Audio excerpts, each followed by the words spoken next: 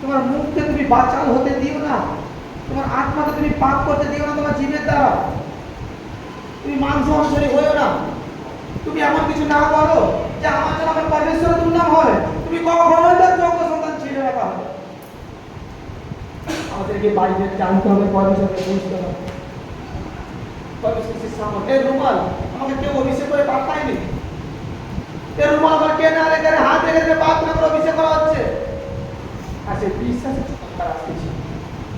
আজ তোমরা জানতে পারবে অনেক লোক, বহুত জন ভক্তিতে প্রার্থনা করে শুভ পরমেশ্বরের কাছে প্রার্থনা করে ঘুমাতে যাও, দেখবে পিতা তোমাদের অনেক রকম দর্শন দেখাবে। তোমরা কেউ কম নয়, কেউ কম নয়। তোমরা, আমি সত্যি সত্যি বলছি, তোমরা যদি মনে করো আমি নতুন বিশ্বাসী, আমি কমজোরি, না, তুমি কমজোরি নয়। তুমি যখনই যিশুকে প্রভু বলে জেনে গেছো, তোমার মধ্যে যিশুর পাওয়ার নেমে গেছে, তোমার মধ্যে তার টেস্ট মানি করার শক্তি নেমে গেছে, তোমার মধ্যে তার জ্যোতি নেমে গেছে। কারণ বাইবেল বলে ঈশ্বরের মধ্যে কোনো অন্ধকার নেই। যদি ঈশ্বরের মধ্যে না থেকে থাকে, তোমার মধ্যে কেন থাকবে?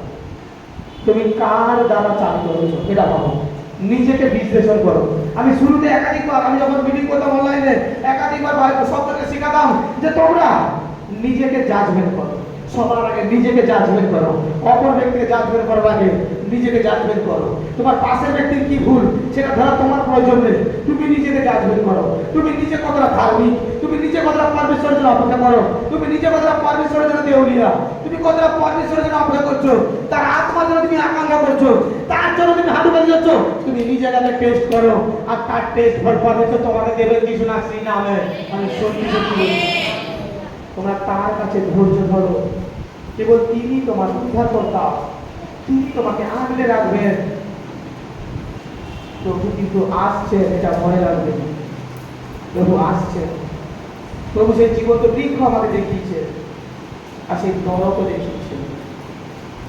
কিছু কিছু সময় প্রভু আমাকে কিছু গেট দেখায়, যা স্বর্গে যাওয়া, সে গেট, আলোকিত সেটা দৃশ্য বলার মতো, সেই নতুন আকাশ যে আমি প্রার্থনা আমার সঙ্গে পাবো।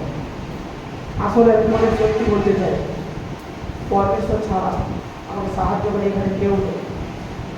আজ এই চার্জ চলছে, আজ আমি এখান থেকে এসেছি, আমি এখানে এসেছি, আমি বাড়িতে যাবো, যা কিছু পরমেশ্বরের ভরসাতে আমি আছি।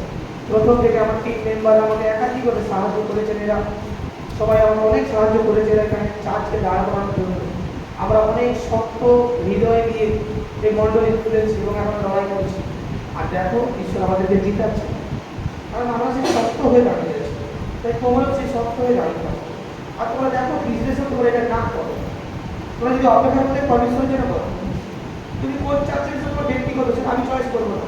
তুমি কি ড্রেস করো তোমার ব্যক্তিগত, কিন্তু পরমেশ্বর সবার।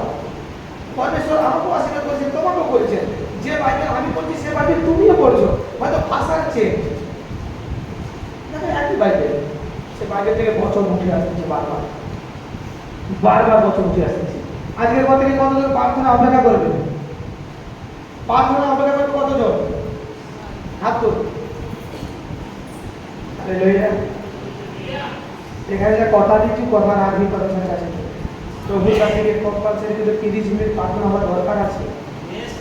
আমরা দেখতে তো সামান্য, কিন্তু ভেতর ভেতরে না কত বিপদ হয়ে থাকে।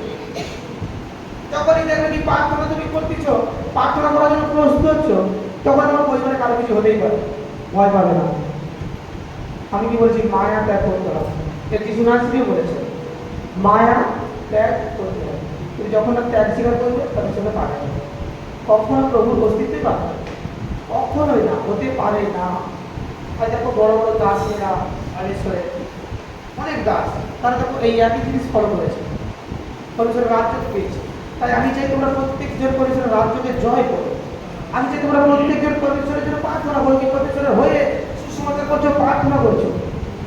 আর কতদিন তোমরা অন্যের ভরসায় জীবিত থাকবে?